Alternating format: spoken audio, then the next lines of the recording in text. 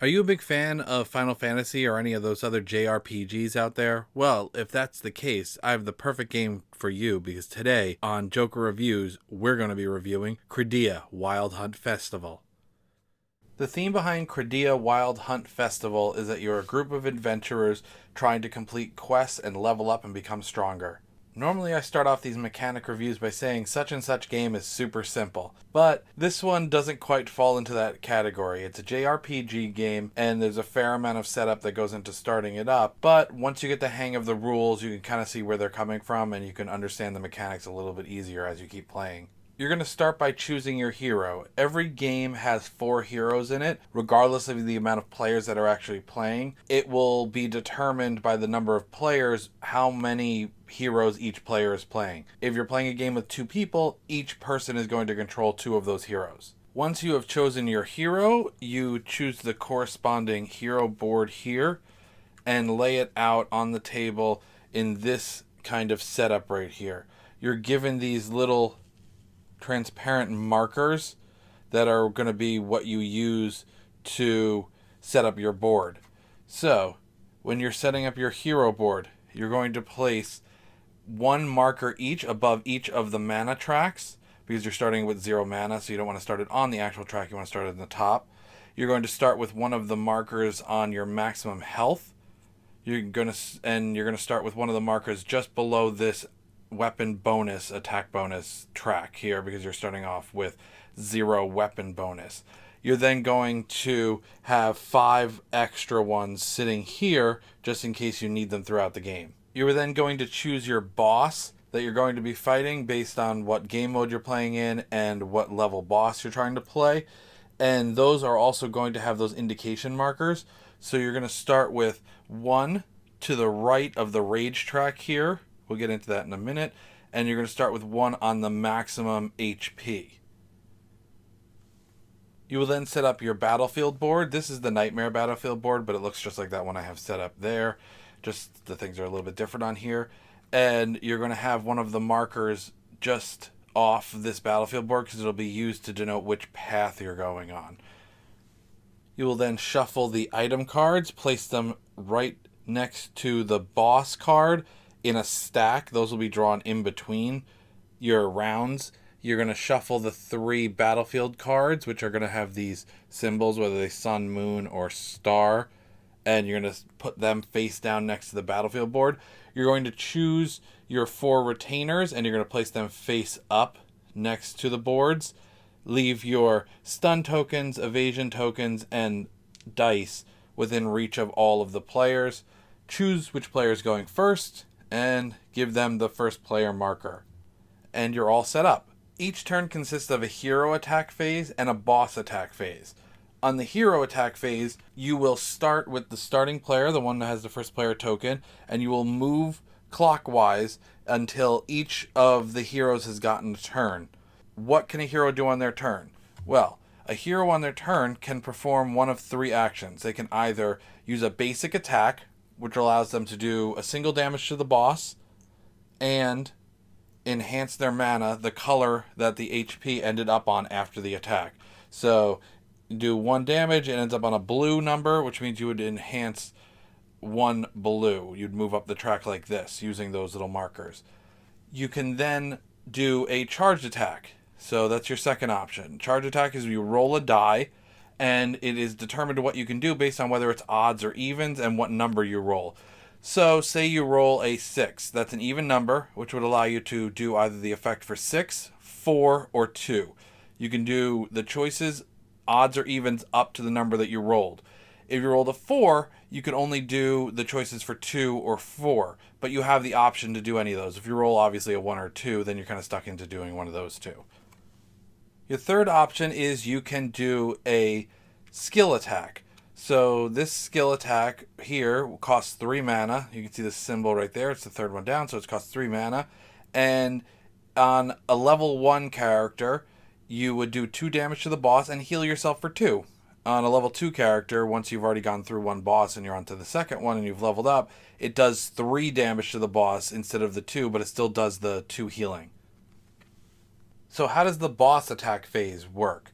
After all of the heroes have gone, starting with the first player and going all the way through, the boss will then attack. So let's look at this one for example. So say it has a marker on the top HP point here. So this marker right here, it's kind of hard to do this up in the air, but it has a marker right here. So if this is where it is when the party has finished attacking, it would then roll dice equal to the number of squares beneath it, these little diamonds here. So this would roll 3 die. You would then add the number of those die together, and it will tell you which attack it does. The attacks can have varying effects. They could be buffing attacks towards future attacks. They could cause statuses. They can cause a lot of different things. And you kind of want to roll the lower numbers because they're going to be the ones that have the least effects most of the time. But, I mean, it kind of varies based on the monster. So, like this one, this little symbol here means starting player. So it would do 3 damage to just the starting player. So, like, this guy would take 3 damage. This one is 2 damage to the starting player, and it stuns. This one has paralysis as part of it. So, there's a lot of different things that these monsters can do. They also have this effect right here, an overdrive effect, and that will take place when it is on one of the squares that is shaded here. Each monster will be different. Some of them won't have it. So like this one right here doesn't have any overdrive effects, but this one does when it's at higher health and when it's at really low health. There's other ones that'll have it just when it's lower health, so like 15 or lower, things like that. There's a lot of things like that. After the boss attacks, you will then move the rage marker up 1. So once you get to the end, you immediately trigger the rage effect, which is this down here, Authority of Chaos. Reduces HP to 5, and evasion can't avoid this. So on this, the starting player would automatically have their HP reduced down to 5, which is that's a big deal there. So what are some external factors that can affect the gameplay?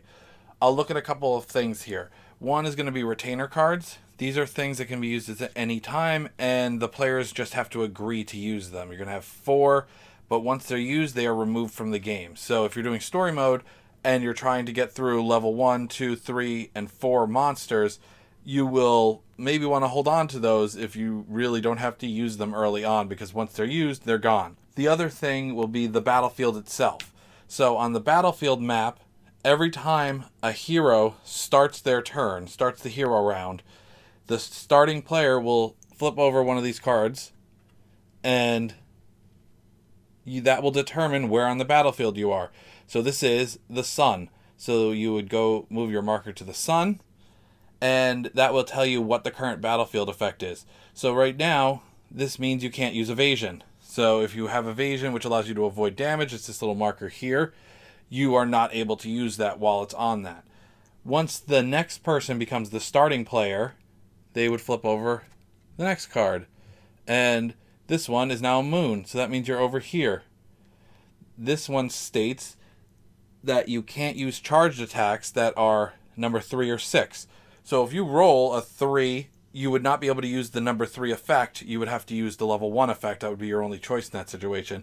And if you roll a 6, you'd have to use either the 2 or the 4 attack on the charge attack.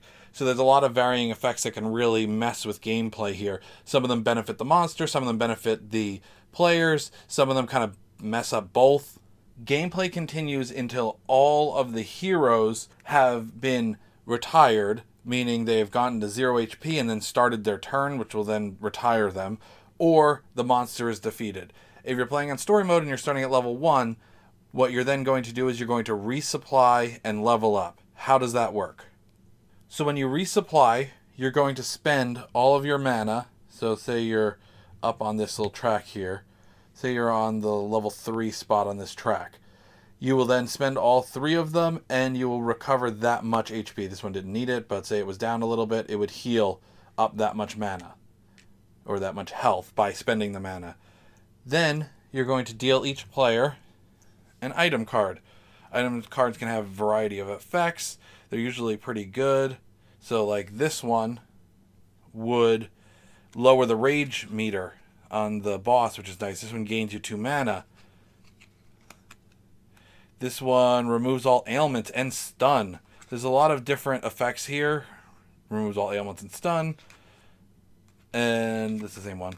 And here's another mana one. So there's a lot of different effects, but there are some. This one's blue mana instead of red mana. This one's really good because it can restore a fading hero, which is really nice, including your own hero when it has been knocked down to 0 hit points and it is fading. It will remain fading until it becomes the starting player, then it retires.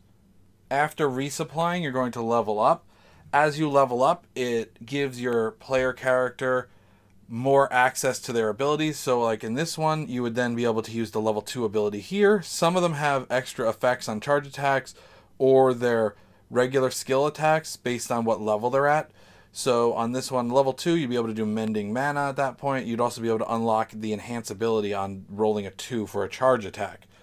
Once you go to level 3, you are then going to substitute the thing here for what is on this skill spot. So you'd be able to cover it up like this. It gives you new skills for all of the levels there. So they're usually improvements on the skills that you already have, plus it gives you an extra skill that you can then use. Once you go to level 4, you're going to revamp your charge attacks. You're going to get this, and that's going to go over your charge attack spot, and it's going to add new effects. It's going to be really cool. There's a lot of cool effects that you can get as you level up your skills there.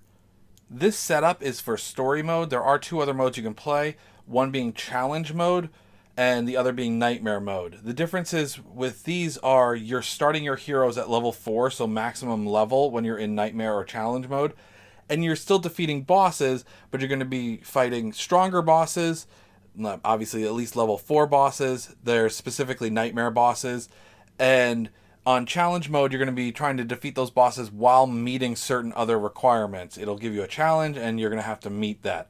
And on Nightmare, you're going to be fighting the really powerful stuff. But the basic gameplay is relatively similar. Now that you know how to play Kradia Wild Hunt Festival, I'm going to let you know my final thoughts.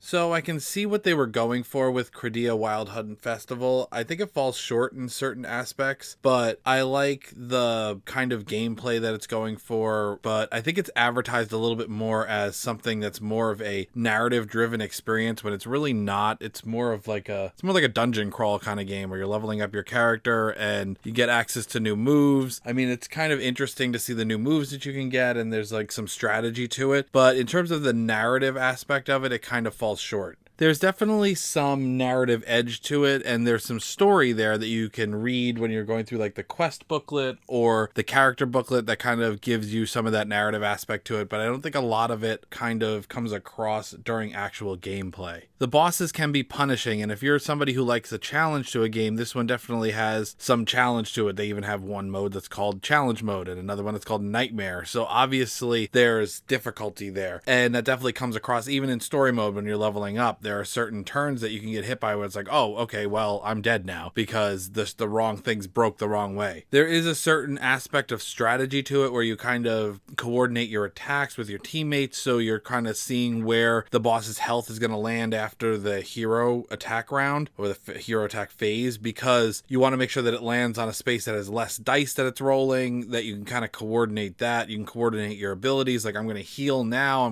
especially if you're playing like the paladin person who can take damage for other starting players. Like there is a lot of coordination and teamwork and knowing of the abilities and planning ahead that goes into it, and I do like that strategic aspect of it. I like the artwork to the game. I like how the characters are made. I like how the bosses are designed. There's definitely some good artwork there, and it's a clean looking game. And from a mechanical perspective, once you get the hang of the game, there's definitely some fun to be had. Some of my bigger cons with the game is it does seem like it drags on for a while. There are some bosses that have healing abilities, and if you're just unlucky and they keep getting those abilities over and over again, it can make it kind of hard to beat those bosses, and they just take a really long time. But my biggest gripe with this game is the rule book. The rules in general are very poorly written. There's a lot of things that don't seem like they're really explained very well. There are certain things that aren't explained at all, and you kind of have to get them through inference.